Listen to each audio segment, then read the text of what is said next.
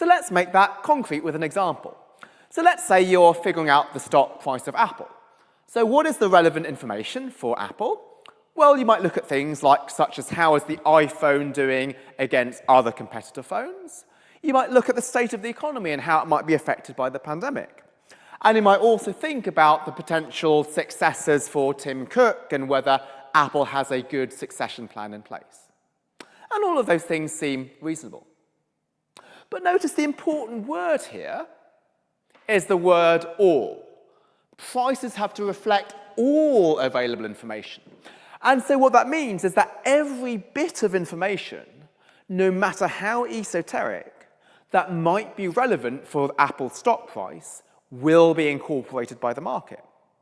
Again, let's give an example. So let's say there's the possibility of a military coup in Venezuela.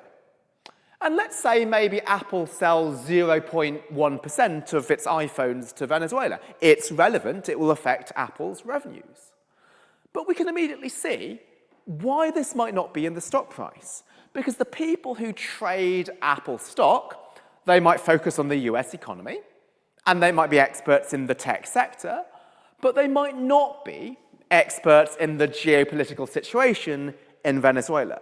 So some information might not actually be put into the price, even though it's relevant. And so that's the question that we're going to study this evening, right?